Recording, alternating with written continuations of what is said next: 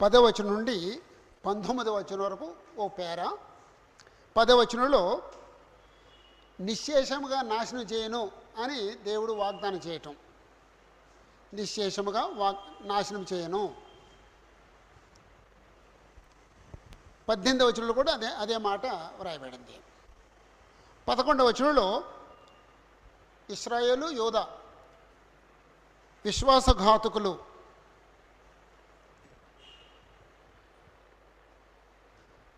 12-13 వచనాల్లో ఇశ్రాయేలు అనే మాటలు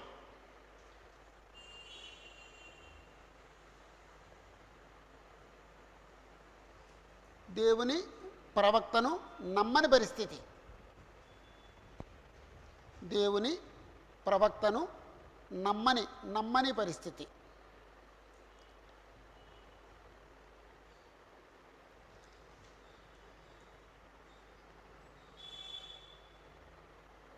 పద్నాలుగు వచనంలో వాళ్ళు నమ్మకపోవడం వల్ల కలగబోయే నష్టం అదేమిటంటే దేవుని యొక్క మాట ఏమో అగ్నిలాగా,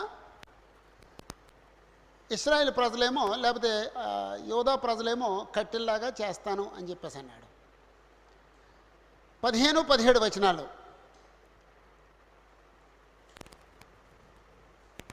దేవుడు మాట్లాడుతున్నాడు, ఇశ్రాయేల్ కుటుంబంతో మాట్లాడుతున్నాడు, దూరం నుండి వచ్చి జనాన్ని గురించి మాట్లాడుతున్నాడు. దూరము నుండి వచ్చి జనమును గురించి దేవుడు మాట్లాడుతున్నాడు, ఇశ్రాయేల్ కుటుంబంతో మాట్లాడుతున్నాడు, దూరం నుండి వచ్చి జనమును గురించి మాట్లాడుతున్నాడు. అంటే 12 పాయింట్లు చెప్పాడండి. అప్పుడు 18వ వచనంలో అయినను ఆ దినములలో నేను మిమ్మను శాసము లేకుండా నశింపచేయను. శాసము లేకుండా నశింపచేయను.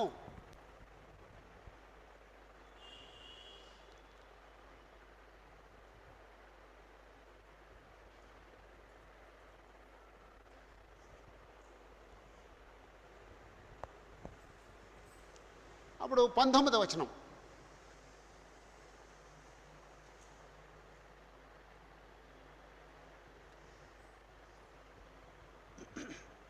ఇశ్రాయేల్ ప్రజలు లేకపోతే యోధా ప్రజలు ప్రవక్తను అడుగుతున్నారు, మన దేవుడని యెహోవా దేనిని బట్టి ఇవన్నీ మాకు చేశాను అని వారు అడుగగా, అప్పుడు ఇర్మియా వాళ్ళకి సమాధానం చెప్పాలి. నీవు వారితో ఎలాగ చెప్పుము, ఎలాగనుము, మీరు నన్ను విసర్జించి మీ స్వదేశములో అన్య దేవతలను కొలిచినందుకు మీది కాని దేశములో మీరు అన్ని జనులను కొలిచెదరు అని యెహోవా సెలవిచ్చుచున్నాడు. అంటే ఇశ్రాయేలీలేమో లేదా యూదులేమో ఇర్మియాని అడిగితే ఇర్మియా చెప్పే సమాధానం ఏమని అడుగుతున్నారు, మన దేవుడని యెహోవా దేనిని బట్టి ఇవన్నీ మాకు చేశాడు అని అడుగుతున్నాడు. అప్పుడు ఇర్మియా సమాధానం చెప్తున్నాడు.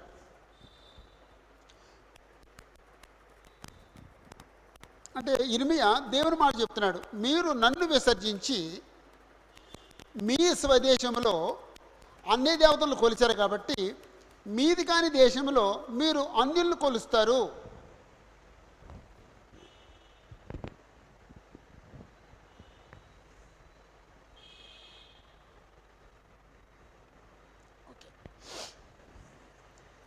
ఇప్పుడు 10వ వచనం నుండి 19వ వచనం వరకు ఏం హెడ్డింగ్ పెడదామండి. ఇక్కడ కూడా వీళ్ళ గురించి మంచి ఏదన్నా చెప్పబడిందండి? ఎక్కడైనా మంచి చెప్పబడిందా? ఏమీ లేదండి. 11వ వచనంలో విశ్వాసఘాతుకులు అన్నాడు. 12వ వచనంలోనేమో దేవుణ్ణి నమ్మని వారి పరిస్థితి కనపడుతుంది.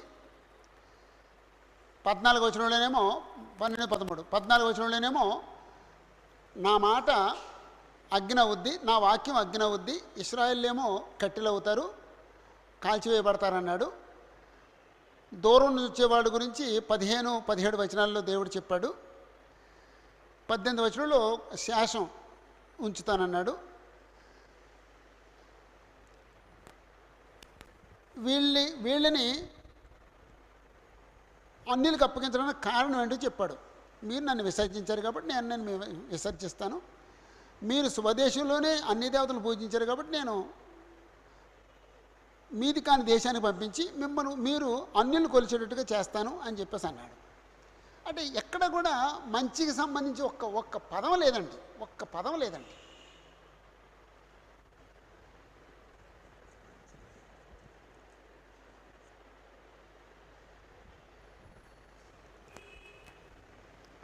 అంటే 10 నుంచి 17 వరకు ఇశ్రాయేలీలు దేవుని విసర్జించిన కారణముగా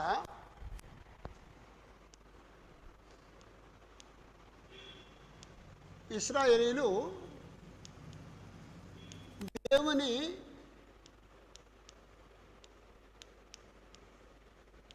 విసర్జించిన కారణముగా నాశనము చేయువారికి అప్పగించుదనని చెప్పుట. నాశనము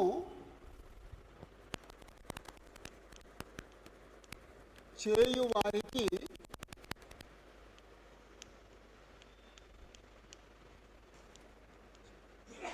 అప్పగించుదనని చెప్పుట.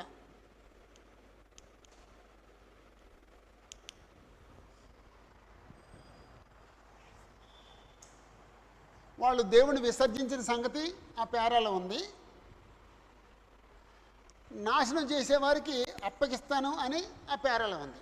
అందుకు ఆ హెడ్డింగ్ పెట్టాను అనమాట అండి.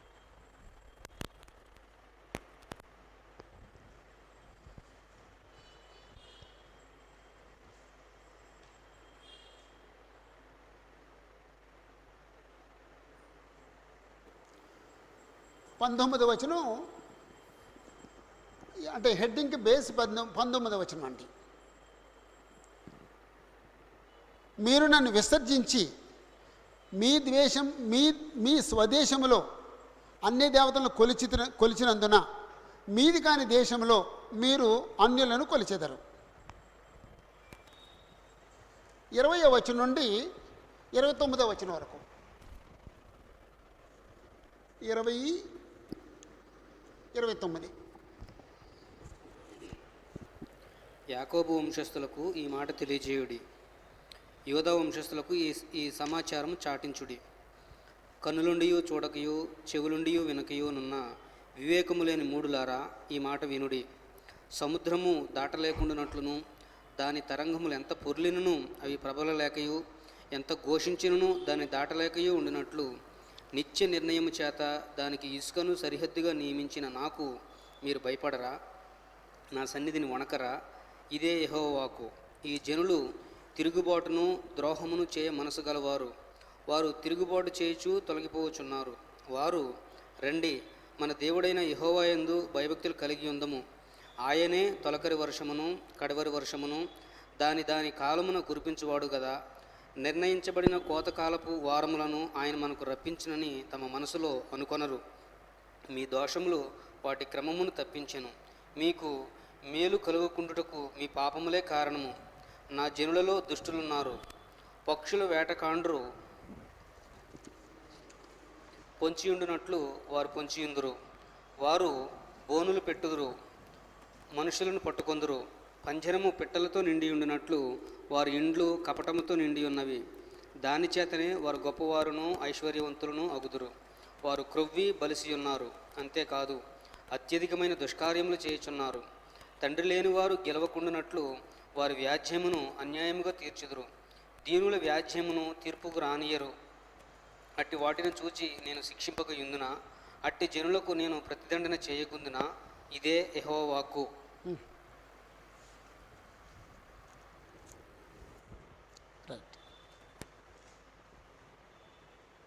20వ వచనం. యాకోబు వంశస్థులకు ఈ మాట తెలియజేయుడి, యోధా వంశస్థులకు ఈ సమాచారము చాటించుడి. యాక్చువల్గా ఇది పద్యభాగం అండి. వ్యవహారిక భాష బైబిల్లో ఆ పద్యభాగాన్ని పద్యభాగంలో రాశాడండి. కానీ ఇక్కడ మాత్రం ఏదో గద్యభాగంలాగే రాశారు. దాంట్లో మాత్రం పద్యభాగంలాగే ఉంటుంది. వ్యవహారిక భాష బైబిల్లో ఇది పద్యంలాగే ఉంటుంది. ఓకే, అందుకే యాకోబు వంశస్థులకు యూదా వంశస్థులకు ఈ మాట, ఈ సమాచారము తెలియజేయుడి, చాటించుడి అలా. అంటే 20వ వచనంలో యూదా వంశస్థులకు లేక యూదులకు తెలియజేయుడి. రైట్. 21వ వచనంలో ఓ మాటతో వాళ్ళని సంబోధించాడు. మూఢులారా, మూఢులారా నా మాట వినండి. ఎందుకు వెళ్ళి మూఢులారా అన్నాడండి. 21వ వచనంలో ఎందుకు వీళ్ళని మూఢులారా అని చెప్పేసి అన్నాడు. కన్నులుండియు చూడకయు, చెవులుండియు వినకయు నున్న అవివేకులైన మూఢులారా. కళ్ళుండి చూడని, చెవులుండి వినని అవివేకులు. అంటే కళ్ళుండి ఎందుకు చూడరు? అంటే కళ్ళతో చూస్తారు కానీ అంటే మనసుతో గ్రహించరు అనమాట అండి. ఏదో ఆ మాట వింటారు కానీ గ్రహించరు అనమాట అండి. లేకపోతే శబ్దం వింటారు కానీ గ్రహించరు అనమాట అండి. అందుకు కన్నులుండి చూడరు అనే మాట వాడాడండి. ఈ కన్నులుండి చూడకపోవడం అనేది అన్ని కాలాల్లోనూ ఉందండి. మోషే కాలంలోనూ ఉంది, యెషయా కాలంలో ఉంది, ఇర్మియా కాలంలో ఉంది, యేసు ప్రభు కాలంలో ఉంది, ఇప్పుడు ఉంది. అందుకే ఒక భక్తుడు నేను కన్నులుండి కూడా చూడలేకపోతున్నాను, నిన్ను చూడగలిగేటట్టు, నీ రాజ్యాన్ని, నీ సంకల్పాన్ని చూడగలిగేటట్టు, నీ రాజ్యాన్ని చూడగలిగేటట్టు, నువ్వు నాకు ఇచ్చే స్వాస్థ్యాన్ని చూడగలిగేటట్టు నా కన్నులు తెరవమని ఓ పాట రామని చెప్పానండి నేను జాకబ్కి, మన విశాఖపట్నం జాకబ్కి. అప్పుడు ఆయన పాట రాశాడండి, అద్భుతమైన పాట అండి. అది ఇంకా అందరికీ రాలేదనుకుంటానండి. కన్నులు కలిగిన అంధుడనేనయ్యా, అది దాంట్లో నిన్ను చూడటానికి నాకు కన్ను తెరువు, నిన్ను చూసే శక్తినివ్వు, నీ సంకల్పం చూసే శక్తినివ్వు, నీ రాజ్యాన్ని చూసే శక్తినివ్వు, నువ్వు ఇచ్చే స్వాస్థ్యాన్ని చూసే శక్తినివ్వు, లేకపోతే నీ జీవాన్ని చూసే శక్తినివ్వు అని చరణాలు పెట్టి రాశాడండి. అద్భుతంగా ఉందండి. ఒకవేళ ఎవరన్నా కావాలంటే ఒకసారి నీ దగ్గర ఉందా పాట, ఒకసారి జీవన్ కాంటాక్ట్ చేయండి, పంపిస్తాడు. పాట ఒకసారి మీరు వినొచ్చు, విని నెమ్మదిగా నేర్చుకోవచ్చు, సంఘాన్ని నేర్పించవచ్చు. వండర్ఫుల్ సంఘాన్ని. రైట్. ఓ ప్రాబ్లం ఉంది, అదేంటంటే కన్నులుండి కూడా చూడలేని స్థితి, చెవులుండి కూడా వినలేని స్థితి. ఆ ప్రాబ్లం ఉందండి. ఓకే, ఇప్పుడు కన్నులుండి ఏమి చూడలేకపోతున్నారు, చెవులుండి ఏం వినలేకపోతున్నారు. మాస్టారు, కన్నులుండి ఏం చూడలేకపోతున్నారు,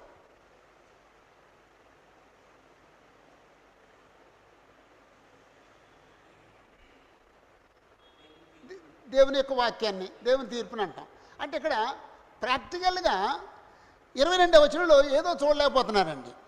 సముద్రము దాటలేకున్నట్లును దాని తరంగములు ఎంత పొర్లినను అవి ప్రబలలేకయు, ఎంత ఘోషించినను దాని లేకయు ఉండునట్లును నిత్య నిర్ణయం చేత దానికి ఇసుకను సరిహద్దుగా నియమించిన నాకు మీరు భయపడరా? ఏంటంటే ఇక్కడ చూడవలసింది ఏంటంటే సముద్రాన్ని చూడాలండి మనిషి. ఏంటి వినవలసింది? సముద్రపు ఘోషణ వినాలండి. ఇప్పుడు సముద్రం పెద్దదా, భూభాగం పెద్దదా? సముద్రం పెద్దది. సముద్రం పెద్ద ఆలోచన సరే, పెద్ద పొంగుతో వచ్చినా సరే అది అలా వచ్చి ఎక్కడో ఆగిపోద్దండి. ఎక్కడ ఆగిపోద్దండి? దేవుడు వేసిన పొలిమేరేదండి, ఇసుక.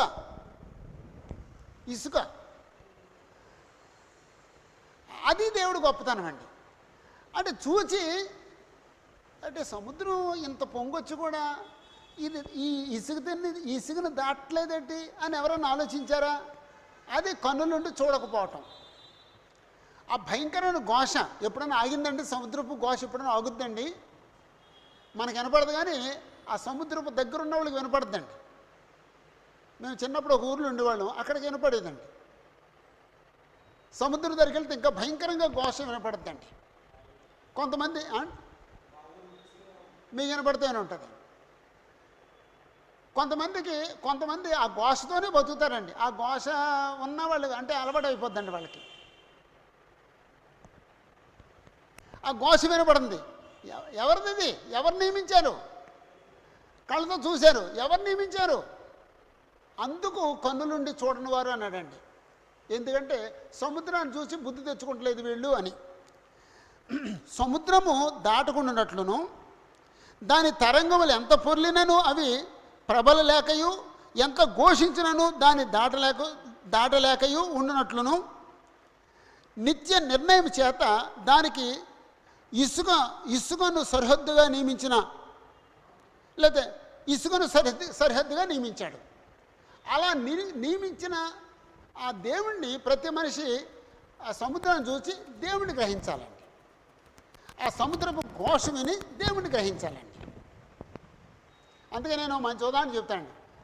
ఒక మనిషి ఉదయం లేచి తలుపు తీశాడు. తలుపు తీస్తే ఇంట్లోకి సూర్యరశ్మి వస్తుందండి. అంటే అతను మొట్టమొదటి ఏం చూస్తున్నాడు? వెలుగు చూస్తున్నాడు, సూర్యుడు చూస్తున్నాడండి. ఈ సూర్యుడు ఎలాగొచ్చాడు ఆలోచిస్తే ఎవరు వస్తారు? ఎవరు కనపడతారండి?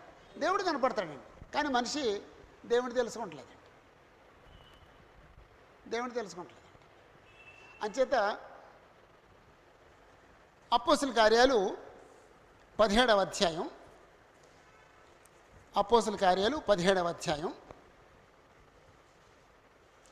26, 27 వచనాల్లో దేవుడు పొలిమేనలను ఏర్పాటు చేశాడు అన్నాడండి.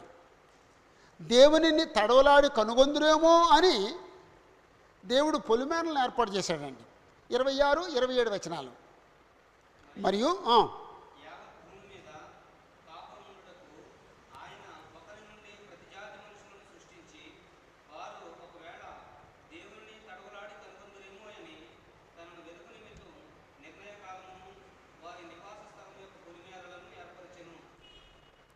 చాలండి.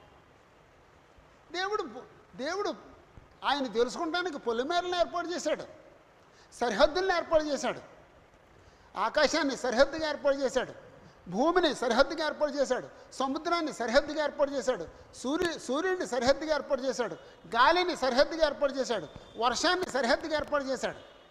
ఇవన్నీ దేవుని యొక్క మహాశక్తిని తెలియజేసేవి. వీటిని చూస్తూ కూడా దేవుడు తెలుసుకోలేదంటే వాడు ఎవడండి? కన్నులుండి చూడనివాడు, చెవులుండి విననివాడు. కన్నులుండి చూడకయు, చెవులుండి వినకయునున్న అవివేకులైన మూఢులారా నా మాట వినుడి. సముద్రము దాటలేకుండానట్లును దాని తరంగములు ఎంత పొర్లినను అవి ప్రబలలేకయు, ఎంత ఘోషించినను దాన్ని దాటలేకయు ఉండునట్లును నిత్య నిర్ణయం చేత దానికి ఇసుకను సరిహద్దుగా నియమించిన నాకు మీరు భయపడరా? నా సన్నిధిని వణకరా? ఇదే యెహోవా వాక్కు. దేవుడు సరిహద్దుగా ఏర్పాటు చేశాడనేది ఒక విషయం అయితే, ఆ ఇసుకను సరిహద్దుగా ఏర్పాటు చేసిన దేవునికి భయపడాలి, ఆయనంటే వణకాలి అనేది రెండో విషయం అండి. దేవుడు సరిహద్దుగా ఏర్పాటు చేశాడని గ్రహించడం ఒక ఎత్తు, ఆయనకు భయపడటం, ఆయనకు వణకటం రెండో ఎత్తు. రైట్. ఈ రెండు ప్రశ్నలు బట్టి దేవుడు ఏం కోరుకున్నాడండి? మనం దేవుని యొక్క సన్నిధిలో భయపడాలి అని దేవుడు కోరుకున్నాడండి. దేవునికి భయపడాలి. దేవుడు మహోన్నతుడు, ఆయన సృష్టికర్త, మహాభయంకరుడు. మనం ఆయనకు లోబడాలి, ఆయనకు భయపడాలి, ఆయన సన్నిధిని వణకాలి. అదే ఆయన కోరుకుంటున్నారు.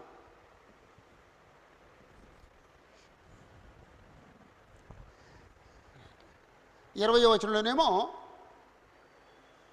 యోధా యాకోబుకు తెలియజేయండి అన్నాడు. 21వ వచనంలోనేమో కన్నులుండి చూడని చెవులుండి వినని వారు మూఢులు అన్నాడు. 22వ వచనంలోనేమో సముద్రాన్ని చూచి గ్రహించి వణకాలి అన్నాడు. సముద్రాన్ని చూచి గ్రహించి వణకాలి అన్నాడు.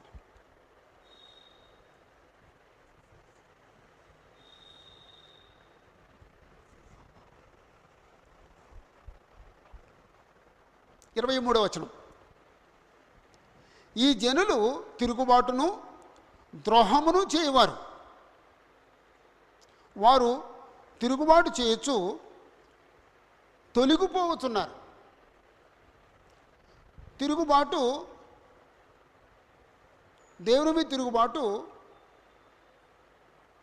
దేవునికి ద్రోహం చేయటం, దేవుని మీద తిరుగుబాటు, దేవుడి నుంచి తొలగిపోవటం, రెండు విషయాలు. తిరుగుబాటు అనేది ద్రోహం, తొలగిపోవటం.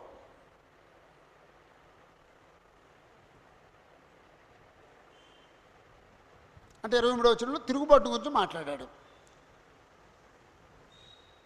24వ వచనంలో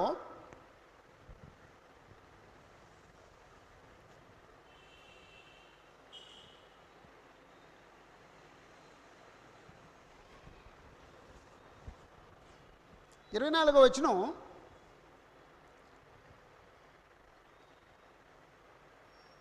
అది ఒక విచిత్రమైన వచనం అండి. అంటే యాక్చువల్గా వాళ్ళు ఏమనుకోవాలని యెహోవా కోరుకుంటున్నాడో అది చెప్తున్నాడండి. యాక్చువల్గా అది వాళ్ళు అనుకుంటాం కాదండి, వాళ్ళు అలా అనుకోవాలని యెహోవా కోరుకుంటున్నాడండి. అది 26వ వచనం అండి. అది ఒకసారి చదువుదామండి.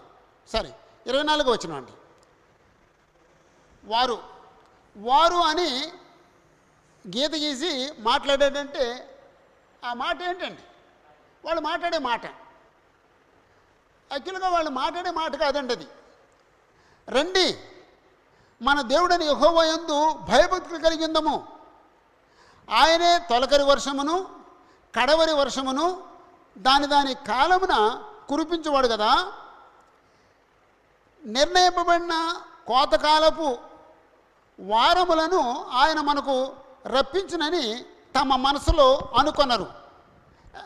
అంటే ఇక్కడ ఎవరు కోరుకుంటున్నారండి? అది దేవుడు కోరుకున్నాడండి. అంటే వాళ్ళు అలా అనుకోవాలి అని దేవుడు కోరుకున్నాడండి, కానీ వాళ్ళు అనుకుంటలేదండి. అంటే 24వ వచనం ఏంటంటే,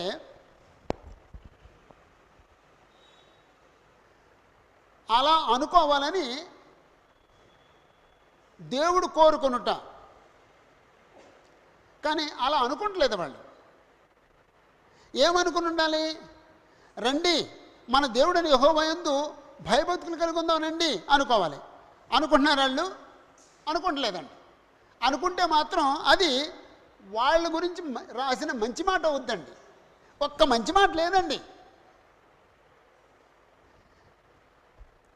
ఆయనే తొలకరి వర్షాన్ని కడవరి వర్షాన్ని దాని కాలమున కురిపించేవాడు కదా అని వాళ్ళు అనుకోవాలి, కానీ అనుకుంటలేదండి. నిర్ణయింపబడిన కోతకాలపు వారములను ఆయన మనకు రప్పించునని తమ మనసులో అనుకొనరు. అనుకొనరు అన్నాడంటే దేవుడు ఏం కోరుకున్నాడండి? అలాగ అనుకోవాలని ఆయన కోరుకున్నాడండి, కానీ వాళ్ళు ఏం చేస్తున్నారండి? అలా అనుకుంటలేదు. అంటే ప్రతిదినము ప్రతి మనిషి ఏమనుకోవాలన్నమాట అండి? దేవుడు గాలిని వేవజేస్తున్నాడు, దేవుడు సూర్యుని ఉదయింపజేస్తున్నాడు, దేవుడు విత్తేవానికి విత్తనాన్ని, భుజించేవాడికి ఆహారం దయచేస్తున్నాడు. విత్తేవానికి ఆహారం ఇచ్చేటట్టుగా దేవుడు వర్షాన్ని కురిపిస్తున్నాడు, భూమి ఫలించేటట్టుగా చేస్తున్నాడు. ఇవన్నీ దేవుడు చేస్తున్నాడని ప్రతిదినము ప్రతి మనిషి అనుకోవాలండి. అప్పుడు ఏమవుద్దండి? దేవుడి మీద భక్తి పెరుగుద్దండి, దేవుడు అంటే భయం ఏర్పడుద్దండి. నేను పండించేస్తున్నాను, నేను తినేస్తున్నాను అనుకుంటే దేవుడు ఉండడండి ఇక్కడ.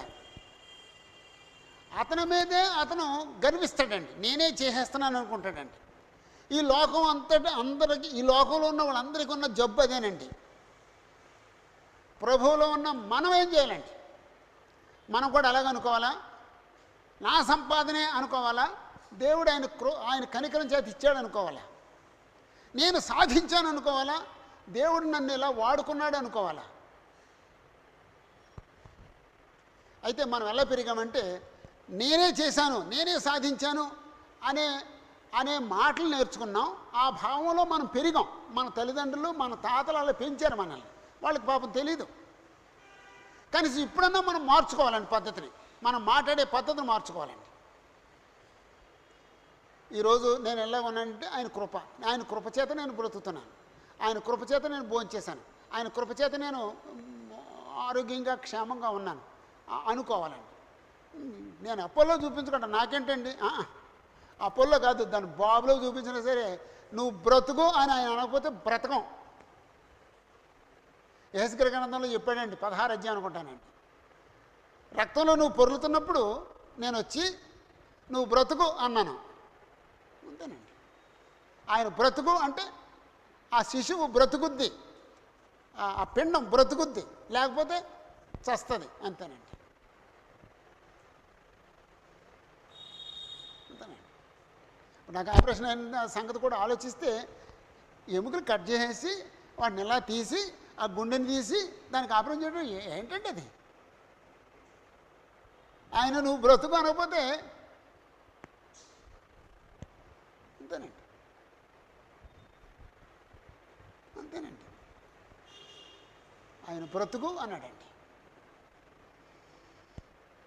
అంచేత ఎప్పుడు దేవుని కార్యాలని గ్రహించాలి, దేవునికి కృతజ్ఞతాస్తులు చెల్లించాలి. ఆయన కార్యాలను గ్రహించాలి, కృతజ్ఞతలు చెల్లించాలి. ఆ కార్యాలను గ్రహించకపోతే కన్నులుండి చూడనోడు, చెవులుండి విననోడు మూర్ఖుడు అనమాట అండి. ఇంకో మాట అక్కడ అదే మాట, మూఢుడు, వివేకము లేని మూఢుడు అనమాట అండి.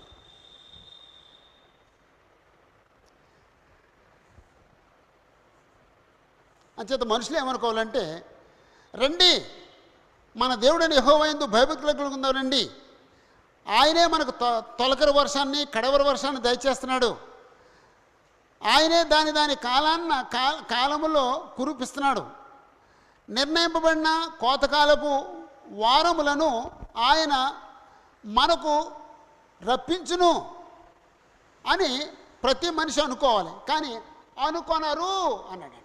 అది మొత్తం ఆ వచనాన్ని ఇలా తిప్పేసిందండి. ఆ మాట అనుకొనరు అనే మాట ఆ వచనాన్ని ఇలా తిప్పేసిందండి. 25వ వచనం,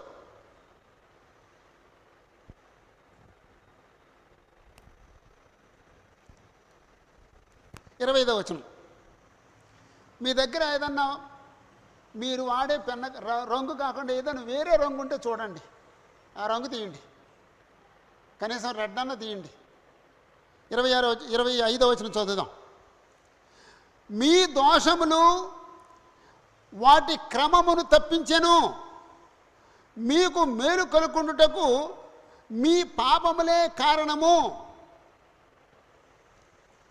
మీ దోషములు వాటి క్రమమును తప్పించెను.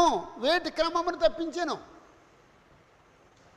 తొలకరి వర్షం కడవరి వర్షం పడకుండా మీ దోషాలు ఆ క్రమాన్ని తప్పించినాయి. దాని కాలమున కురిపించువాడు యెహోవా దేవుడు. వర్షాన్ని, తొలకరి వర్షాన్ని, కడవరి వర్షాన్ని, దాని కాలాన్ని కురిపించేవాడు. నిర్ణయింపబడిన కోతకాలపు వారములను ఆయన మనకు రప్పించేవాడు. కానీ మీ దోషాలు వాటిని తప్పించినాయి. మీకు మేలు కలగకుండా మీ పాపములే కారణము.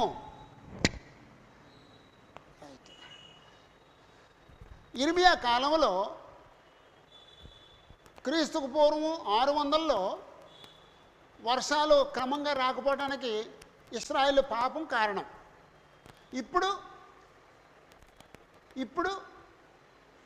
ఇప్పుడేంటమ్మా ప్రకృతి కారణం. అంతే. ఇప్పుడు కూడా మన పాపాలే కారణం. దేవుడు న్యాయవంతుడు, దేవుడు నీతిమంతుడు. దేవుడు ఏం చేస్తాడంటే క్రమం తప్పకుండా అన్ని సక్రంగా జరిగేటట్టుగా దేవుడు నియమించాడు. అవన్నీ జరుగుతాయి అంతే. కానీ ఎప్పుడైతే మనిషి పాపం చేశాడో, ఎప్పుడైతే మనం పాపం చేశామో అప్పుడు ఆయన కోపం వస్తుంది.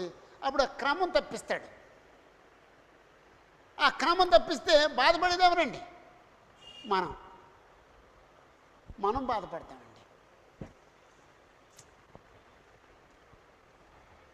ఇలాంటి భావం ఆమోస్ గ్రంథంలో ఎక్కడో ఉందండి. ఎవరికైనా ఐడియా ఉందండి? ఆమోస్ గ్రంథంలో ఎక్కడో ఇలాంటిది ఉందండి. ఆమోస్ గ్రంథం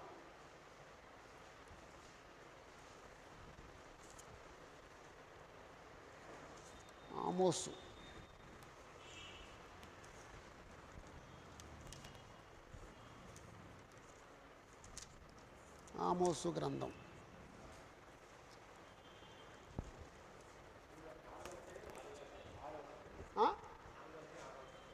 4వ అధ్యాయం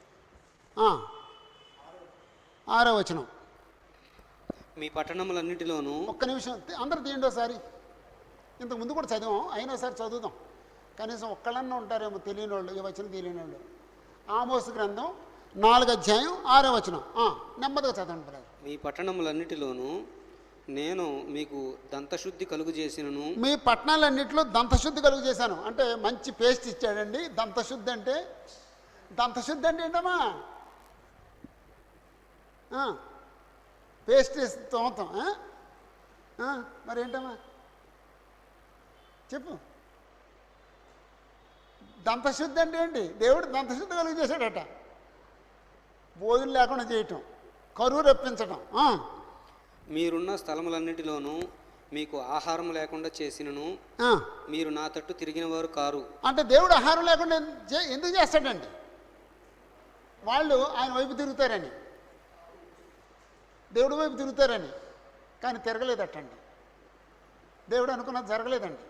తర్వాత ఇదే యెహోవా వాక్కు. మరియు కోతకాలమునకు ముందు 3 నెలలు వాన లేకుండా చేసి తిని, ఒక పట్టణం మీద కురిపించి మరి ఒక పట్టణం మీద కురిపించకపోతిని. వాన లేకుండా చేశాను.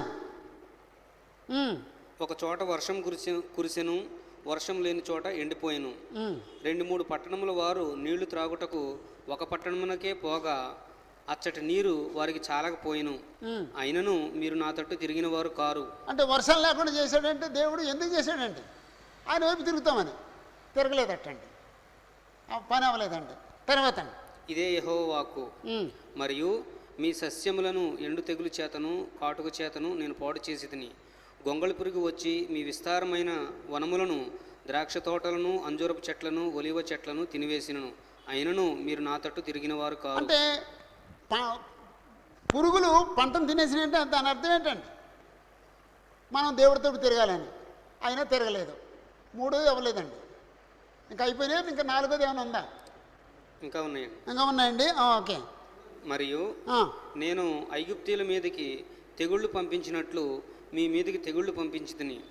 మీ దండుపేటలో పుట్టిన దుర్గంధము మీ నాసికారంధ్రములకు ఎక్కినంతగా మీ యవ్వనులను ఖడ్గము చేత హతము చేయించి మీ గుర్రములను కొల్లపెట్టించితిని. అయినను మీరు నా తట్టు తిరిగిన వారు కారు. ఇదే యెహోవా వాక్కు. అంటే యుద్ధానికి అప్పగించాను. మీ పిల్లలు చచ్చిపోయారు, సమాధి చేసేవాడు కూడా లేడు. ఆ చచ్చిపోయిన శవాల వాసన, దుర్గంధము భయంకరంగా ఉంది. అప్పుడన్నా తిరుగుతారంటే అప్పుడు తిరగలేదు. ఎన్నో ప్రయత్నం అండి ఇది. 4వ ప్రయత్నం అండి, అవ్వలేదండి. దేవుడు సొదొమ గుమొర్రాలను బోర్ల దోసి నాశనము చేసినట్లు నేను మీలో కొందరిని నాశనము చేయగా మీరు మంటలో నుండి తీయబడిన కొరవులైనట్టు తప్పించుకొండిరి. అయినను మీరు నా తట్టు తిరిగిన వారు కారు. ఇదే యెహోవా వాక్కు. అంటే 5వ ప్రయత్నం కూడా జరిగిందండి. సొదొమ గుమొర్రాల బోర్లు చేశాను, కొలువులోంచి తీసినట్టు తీశాను. అయినా సరే నా వైపు తిరగలేదు. కాబట్టి ఇశ్రాయేలులారా, మీ ఎడల నేను ఎలాగునే చేయదును గనుక ఇశ్రాయేలులారా, మీ దేవుని సన్నిధిని కనబొట్టకై సిద్ధపడుడి. అంటే ఎక్కడైనా కరువు వచ్చిందంటే, ఎక్కడైనా వర్షం పడలేదంటే, ఎక్కడైనా పంటని తెగులు తినేసిందంటే, ఎక్కడైనా యుద్ధం జరిగిందంటే దాని అర్థం ఏంటండి? మనిషి ఆ కష్టం వచ్చినప్పుడు మనిషి దేవుడి దగ్గర రావాలని. ఇది ఎంత సింపుల్ అంటే, ఒక చిన్నపిల్లోడికి ఏదన్నా కష్టం వస్తే అతను ఎవరి దగ్గరికి వెళ్తాడండి? చిన్నపిల్లోడికి కష్టం వస్తే ఎవరి దగ్గరికి వెళ్తాడండి? తండ్రి దగ్గరికి వెళ్తాడండి. డాడీ అంటాడండి. ఒకవేళ తండ్రి కొడుకుని కొట్టినా సరే ఆడు ఇక్కడ కొట్టిన తండ్రిని ఇలా పట్టేసుకుంటాడండి. కొట్టొద్దు డాడీ, కొట్టొద్దు డాడీ, కొట్టొద్దు డాడీ అంటాడండి. ఆడుకున్న బుద్ధి లేదండి మనకి. ఆ చిన్నపిల్లోడుకున్న బుద్ధి లేదండి. ఏదన్నా మనకు కష్టం వచ్చినప్పుడు ఎవరి దగ్గరికి రావాలండి? దేవుడి దగ్గర రావాలండి. ఎందుకు ఇచ్చాడండి దేవుడు ఆ కష్టాన్ని? మనమంటే ఇష్టం లేక కాదండి, మనల్ని ఆయన దగ్గరికి ఆకర్షించుకుంటానికి ఆ కష్టం పెట్టాడండి. అవ్వట్లేదండి. అయినను నా వైపు తిరగలేదు, అయినను తిరగలేదు, అయినను తిరగలేదు, అయినను తిరగలేదు. ఇంకేం చేస్తానంటాడండి అన్నమాట దేవుడు. ఇన్ని చేసినా మీరు నా వైపు తిరగకపోతే ఇంక నేను ఇంకేం చేయను.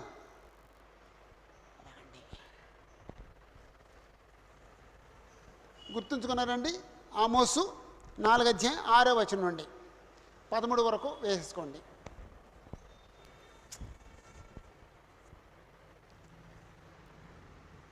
ఓకే. మీ దోషములు వాటి క్రమమును తప్పించెను, మీకు మేలు కలుక్కుంటుటకు మీ పాపములే కారణము. అంటే 25వ వచనానికి ఓ చిన్న మాట అనుకుంటే, దోషాలు క్రమమును తప్పించెను. 26వ వచనం, నా జనులలో దుష్టులు ఉన్నారు. అంటే యెహోవా అంటున్నాడు, యూదులు ఆయన జనం, యూదుల్లో దుష్టులు ఉన్నారు.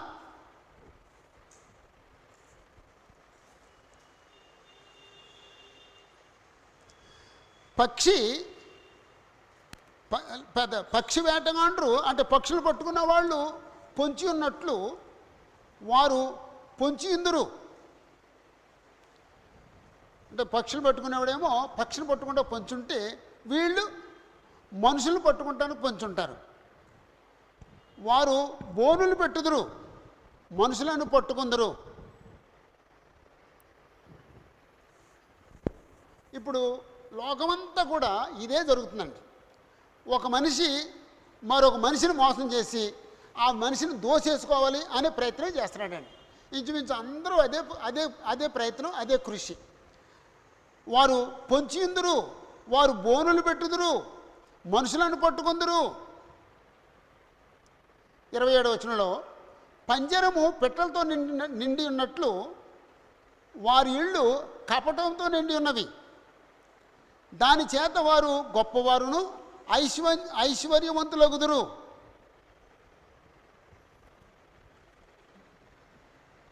పంజరము పెట్టెలతో నిండున్నట్టు, పెట్టెలు పట్టుకునేవాడు తీసుకెళ్ళి పంజరంలో పెట్టెలు పెడతాడు. ఆడు పంజరం అంతా దేంతో నిండిపోయి ఉంటుందండి? పెట్టెలతో.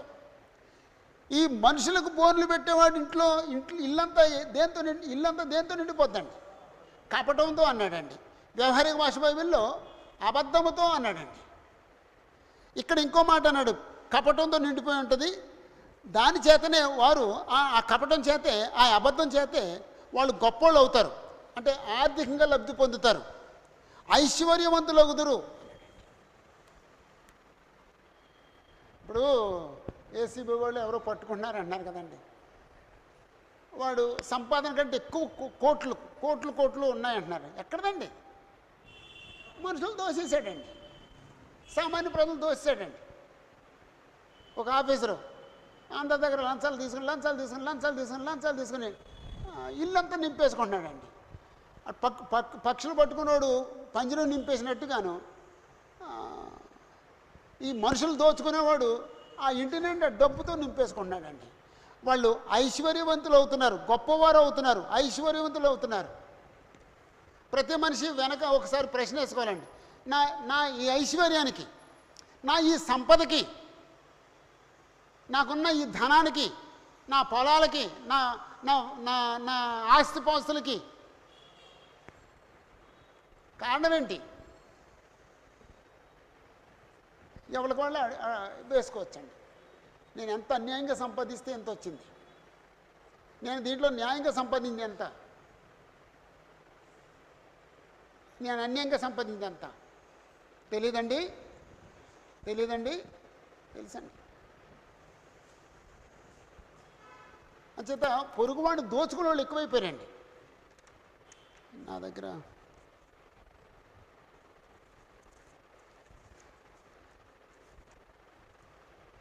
అంటే ఈ సంవత్సరం ఒక కార్డు వేయించాను నేను, నీ పొరుగువాడిది ఏది ఆశించొద్దు అనే కార్డు. ఏదంటే ఒకసారి చూపించిన కార్డు, అదిగోండి ఆ కార్డు. అంటే ఎంతమందికి ఇవ్వగలమో అంతమందికి ఇచ్చేద్దాం అనుకుంటున్నానండి. వాళ్ళు చదువుతున్న ఏ భాగం చదువుతున్నారో ఆ భాగంలో పెట్టుకోవాలండి, బైబిల్లో సూచిగా పెట్టుకోవాలండి. బైబిల్ ఎన్నిసార్లు తీస్తే అన్నిసార్లు దాన్ని చదవాలండి, ఆ మాట చేత బోధించబడాలండి. ధర్మశాస్త్రంలో ఉన్న 10 ఆజ్ఞల్లో 10వ ఆజ్ఞ చేత వాళ్ళు బోధించబడాలండి. వాళ్ళు నిర్ణయం తీసుకోవాలండి, పొరుగువాడిది ఏది ఆశించకూడదని నిర్ణయం తీసుకోవాలండి. అది నా కోరికండి. అంచేత ఎంతమందికి ఇవ్వగలమో అంతమందికి ఇచ్చేద్దామండి. సంవత్సరం పొరుగునే ఇద్దామండి. దేవుని చేత వచ్చే సంవత్సరం ఇంకొక వాక్యం ఏదన్నా ఇద్దామండి.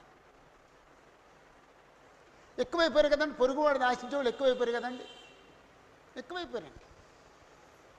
అసలు మన ప్రాబ్లమ్స్ అన్నీ అవేనండి. పొరుగువాడిది ఏది ఆశించకూడదండి. దేవుడు నీది నీకు ఇచ్చాడు, నీ పొరుగువాడికి ఇచ్చాడు. నీ పొరుగువాడిది నువ్వు తీసుకుంటే నీకు ఇచ్చాడు కదా దేవుడు. పొరుగువాడిది ఎవడు తీసుకుంటాడండి? దేవుడు నాది నాకు ఇచ్చాడని నమ్మనోడు తీసుకుంటాడండి. దేవుడిచ్చిన దాంతో సంతృప్తి చెందినోడు తీసుకుంటాడండి, పొరుగువాడిది ఆశిస్తాడండి. దురాశపరుడు పొరుగువాడిది ఆశిస్తాడండి. పొరుగువాడిది ఆశించని సమాజం కావాలని దేవుడు కోరుకున్నాడండి. 10 ఆజ్ఞల్లో ఒక ఆజ్ఞ అది, కానీ నెరవేర్చబట్టలేదండి. క్రీస్తు యొక్క సంఘాల్లో కూడా నెరవేర్చబట్టలేదండి. క్రీస్తు యొక్క సంఘాల్లో కూడా పొరుగువాడిది ఆశించే వాళ్ళే ఉన్నారండి.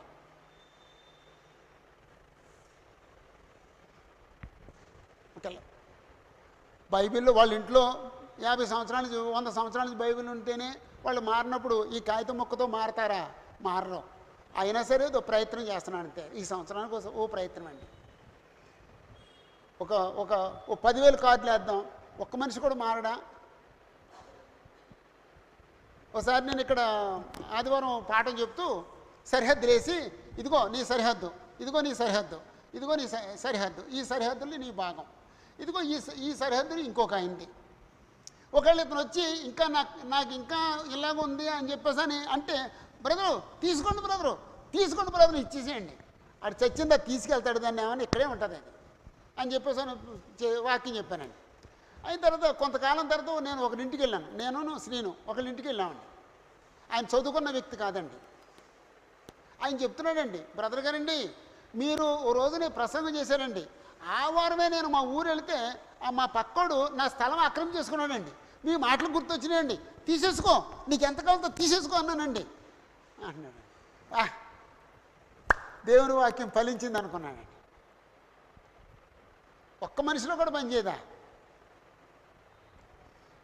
ఒక పిట్టలు పట్టుకునేవాడు తన పంజరాన్ని పిట్టలతో ముంచేసినట్టుగా నింపేసినట్టుగా ఈ అబద్ధాలు ఆడేవాళ్ళు, మోసాలు చేసేవాళ్ళు, మనుషులు దోచుకునేవాళ్ళు ఐశ్వర్యవంతులు అవుతారు, వాళ్ళ ఇంటిని నింపేసుకుంటారటండి, గొప్పళ్ళు అవుతారటండి. ఈరోజు ఎవరైనా సరే ప్రశ్న వేసుకుంటాండి, నా ఈ సంపద ఎక్కడి నుంచి వచ్చింది? నేను న్యాయంగా సంపాదించిందా, అన్యాయం చేసి సంపాదించిందా? ఎవరికి వాడే ప్రశ్న వేసుకోవచ్చండి. అన్యాయంగా సంపాదిస్తే ఏం చేయాలండి? పొట్టి జక్కయ్యలాగా నేను దొంగోడిని అని 4 అంతలు ఇచ్చేసేయాలండి, 4 అంతలు ఇచ్చేయాలటండి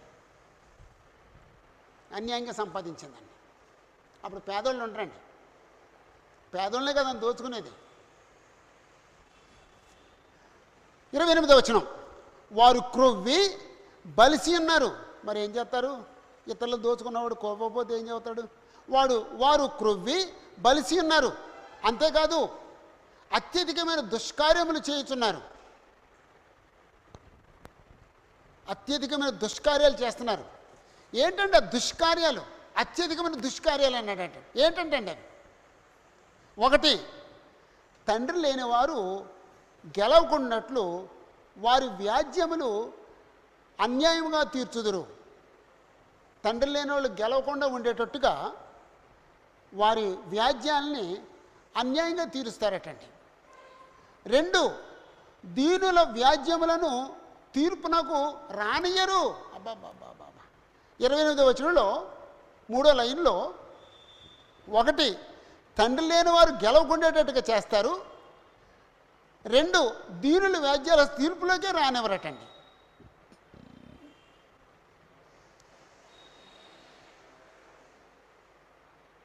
అప్పుడు అన్నాడండి, ముగించేసే ముందు మాట అన్నాడండి 29వ వచనం, అట్టి వాటిని చూచి నేను శిక్షింపకుందునా,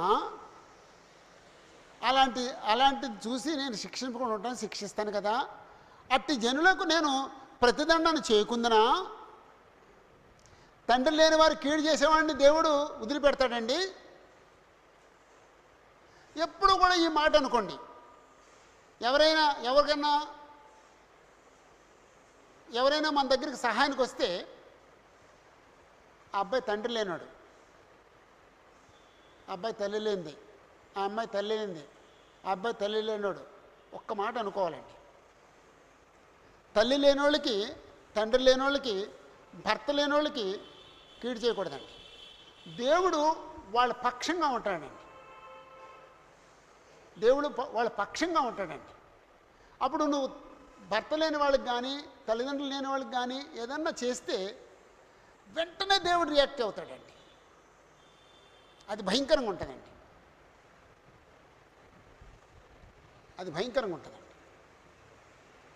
ఎప్పుడన్నా వాడారండి ఎవరి దగ్గరన్నా మాట, భర్త లేని వాళ్ళండి అలా చేయకూడదండి అని ఎప్పుడన్నా అన్నారండి మీరు? ఎవరన్నా అన్నారు? నేను అన్నానని ఎవరన్నా చెప్పండి.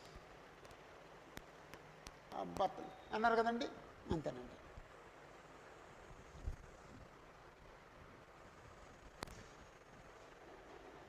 ఒకవేళ మ్యాథ్యూ ప్రసాద్ పెద్ద అయినా సరే నేను ఆయన తండ్రి లేని వాళ్ళగా చూస్తానండి. తల్లి మొన్న చనిపోయారండి, తండ్రి లేకుండా చాలా కాలం ఉన్నారండి ఆయన. ఆ బాధ అనిపించారు కదండి మీరు? తండ్రి లేని బాధ భయంకరమైన బాధ అండి, తల్లి లేని బాధ. ఆర్టి ప్రసాద్ ఆయన ఉన్నారండి, ఆయన పెద్ద ఆఫీసర్ అండి, స్టేట్ ఆఫీసర్ అండి. ఆయన భార్య ఉంది, పిల్లలు ఉన్నారు, అంత పెద్దోడండి ఆయన. అయినా సరే నేను ఆయన్ని ఎలా చూస్తానంటే తల్లి లేని బిడ్డలాగే చూస్తానండి. ఇప్పటికే నేను తల్లి లేని వాళ్ళగే చూస్తానండి. ఆయన ఎప్పటికీ అంటాడండి, మా అమ్మగారు చనిపోయారండి, మా నాన్నమ్మ దగ్గర పెరిగామండి మేము, మాకు చాలా విషయాలు తెలియవండి అంటాడండి.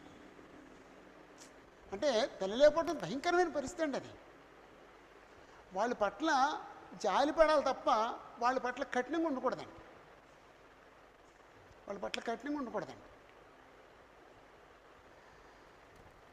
తండ్రి లేని వారు గెలవకుండానట్లు వారి వ్యాజ్యమును అన్యాయముగా తీర్చుదురు. దీనుల వ్యాజ్యమును తీర్పునకు రానియరు. ఎంత భయంకరమో చూడండి. అట్టి వాటిని చూచి నేను శిక్షింపకుందునా, అట్టి జనులకు నేను ప్రతిదండన చేయకుందునా. ఇదే యెహోవా వాక్కు. ఇప్పుడు చెప్పండి, 20వ వచనం నుండి 29వ వచనం వరకు ఏమి రాద్దామండి? అంటే నేనేమి రాశానంటే, యూదులు కన్ను నుండి చూడని, చెవుల నుండి వినని వారు అని రాశానండి.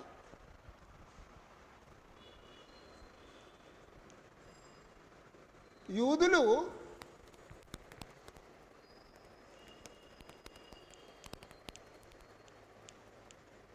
కన్ను నుండి చూడని, చెవులుండి వినని వారు.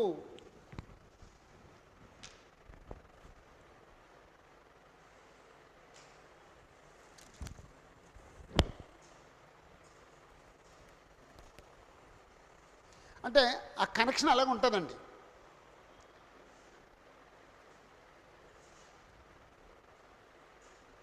ఇరవై ఒకటో వచనంలో కన్నుల నుండి చూడనోళ్ళు, చెవుల నుండి విన్నోళ్ళు అన్నారు. ఏం చూడటం గురించి మాట్లాడాడు? సముద్రానికి ఇసుకను సరిహద్దుగా వేశాను, అది మీరు చూడలేదు అన్నాడండి. అది కనెక్షన్ అండి. ఆ తర్వాత కనెక్షన్ ఏంటండి? వీళ్ళు నేను చేసిన కార్యాన్ని చూడకుండా నా మీద తిరుగుబాటు చేస్తున్నారు. ఆ తర్వాత కనెక్షన్ ఏంటండి? తిరుగుబాటు చేసి, ఆ తిరుగుబాటు చేయడం వల్ల దేవుడే తొలకరి వర్షాన్ని, కడవరి వర్షాన్ని రప్పిస్తాడు, కానీ రావట్లేదు. కారణం ఏంటంటే వాళ్ళ దోషాలు ఆ క్రమాన్ని తప్పించినాయి.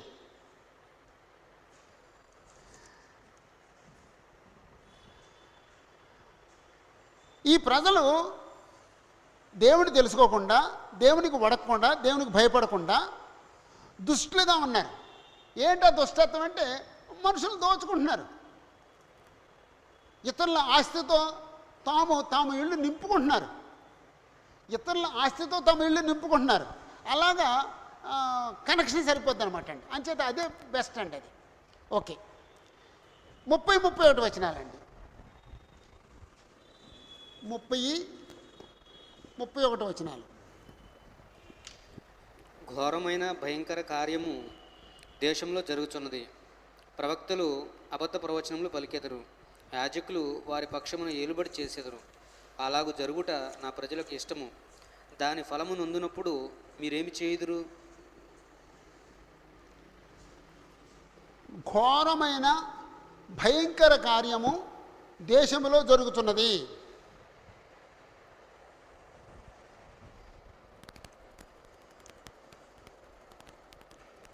దేశములో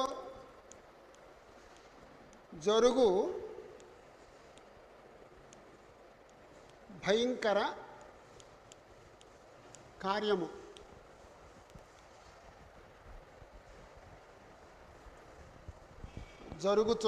దేశములో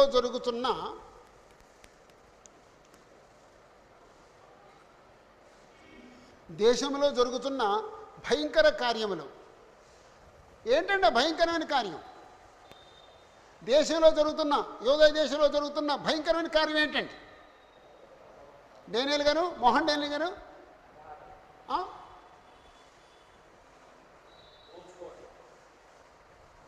కాదండి. విగ్రహార్థన కాదండి. కాదండి.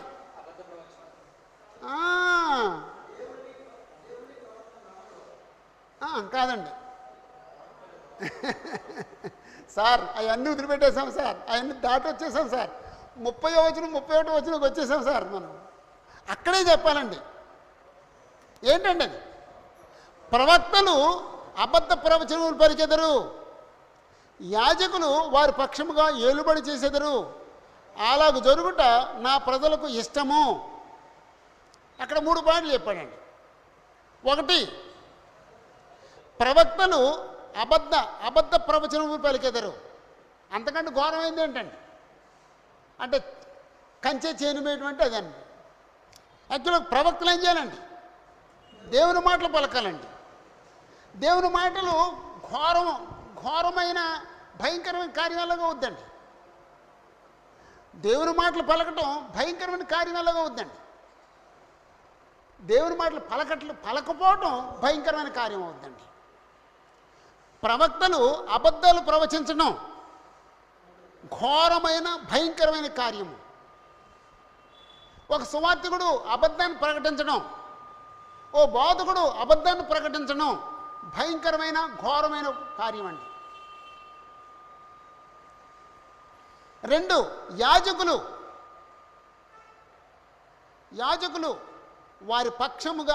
వారి పక్షమున ఏలుబడి చేసేదరు. 3, అలాగు జరుగుట నా ప్రజలకు ఇష్టము. యాక్చువల్గా ప్రజలు ఏం చేయాలండి? అలా కాదు, ఇది ఇలాగా అనాలండి. వాళ్ళు అలాగే ఉన్నారండి. అంటే ప్రవక్తలు మారిపోయారు, యాజకులు మారిపోయారు, ప్రజలు మారిపోయారు. అది ఘోరమైంది అన్నాడండి. దాని ఫలము నొందినప్పుడు మీరేమి చేదురు? అలాగా ప్రవక్తలు మారిపోయినందువల్ల, యాజకులు మారిపోయినందువల్ల, ప్రజలు మారిపోయినందువల్ల దానికి దేవుడు ప్రతిఫలం ఇస్తే ఏం చేస్తారు మీరు? అదే ఇప్పుడు వచ్చే ప్రతిఫలం. ఇప్పుడు బబులోనులు వచ్చి దోచుకుంటాం అనేది ఎందుకు జరుగుతుందండి? ఇందుకే జరుగుతుందండి. అందుకే ఏమన్నాడంటే, అట్టి జనులకు నేను ప్రతిదండన చేయకుందునా, సారీ 30వ వచనం, దాని ఫలము నొందినప్పుడు మీరేమి చేదురు? దాని ఫలము నొందినప్పుడు మీరేం చేదురు? దానికి ప్రతిఫలంగానే బబులోనీలు తీసుకొస్తున్నాడండి దేవుడు. ఏం చేస్తారు? ఏం చేయలేండి, చెరకెళ్తాయి అంతేనండి.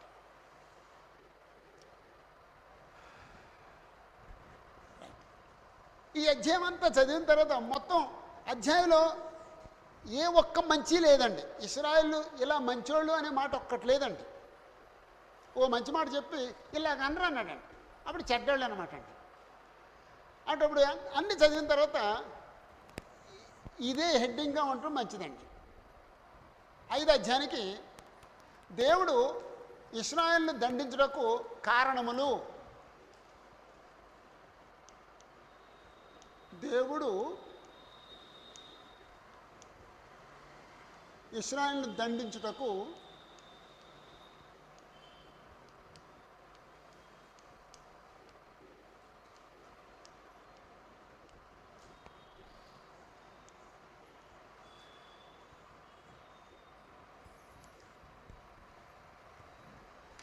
ఇది ఎలాగంటే అది రాసేసుకోండి ముందు.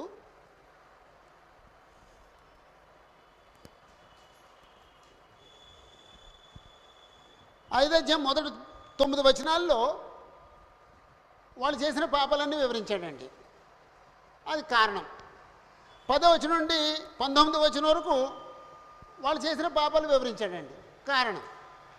అప్పుడు ఎవరి చేత దండింపు చేస్తున్నాడో వివరించాడండి, ఎవరు? బబులోనీయులని.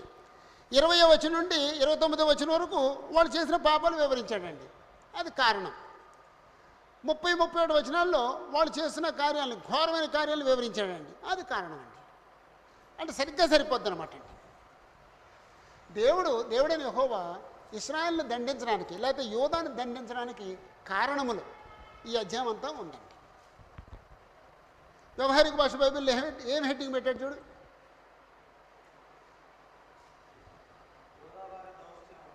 యూదావారి దౌష్ట్యము అన్నాడండి దానికి హెడ్డింగ్. ఇంకా మీ దగ్గర ఏమన్నా వెర్షన్స్ ఉంటే ఏ వెర్షన్లో ఏం హెడ్డింగ్ పెట్టాడు చెప్పండి, ఒకవేళ మీ దగ్గర ఏమన్నా వెర్షన్స్ ఉంటే.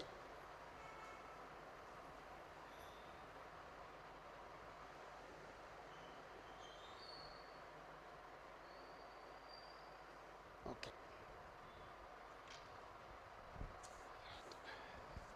ఈ అధ్యాయంలో ఇశ్రాయేలు ఎలా కనపడుతున్నారండి, లేదా యూదులు ఎలా కనపడుతున్నారండి? ఎవరైనా ఒక మాట చెప్పండి, యూదులు ఎలా కనపడుతున్నారండి? అమ్మా, ప్రశ్నలా కనపడుతున్నారు. నెక్స్ట్ యూదులు ఎలా కనపడుతున్నారు? విశ్వాసఘాతుల్లా కనపడుతున్నారు. బ్రదరు, యూదులు ఎలా కనపడుతున్నారండి? వినపడలేదండి. తిరుగుబాటుదారులా కనపడుతున్నారు. బ్రదరు నాగభూషణ చౌదరి గారు, మీరు ఇంతవరకు విన్న దాంట్లో చెప్పేయండి, మళ్ళీ వెతుకు చూడు.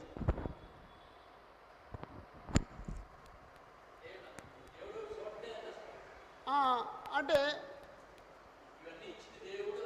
అనుగ్రహించట్లేదు. Very good. దేవుడు యూదులు ఎలా కనపడుతున్నాయండి? ఏంటండి? అక్రమమైన విధానం నడుస్తున్నారు.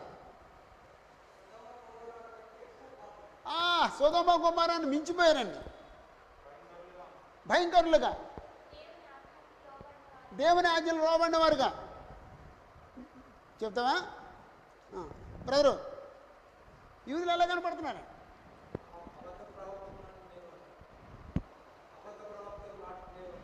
అబద్ధ ప్రవక్తల మాటలు నమ్మేవాళ్ళుగా.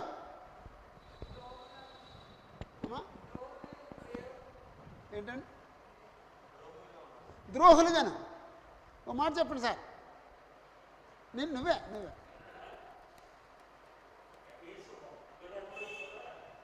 అయ్యో బాబోయ్, ఒక్కడుంటే చెప్పండి, నేను ఓ పట్టణాన్ని నాశనం చేయను, న్యాయంగా బ్రతకడానికి నిర్ణయించుకుంటే ఒక్కడుంటే చెప్పండి అన్నాడండి దేవుడు. అయ్యో బాబోయ్, అదండి అప్పుడు యూదుల పరిస్థితి. కొట్టినా కూడా లోబట్టలేదండి. దేవుని నమ్మని వారుగా ఉన్నారండి, దేవుని భయం లేని వాళ్ళుగా ఉన్నారండి, దేవుణ్ణి ప్రవక్తలు నమ్మని వాళ్ళుగానండి, విశ్వాసఘాతుకులుగా ఉన్నారండి.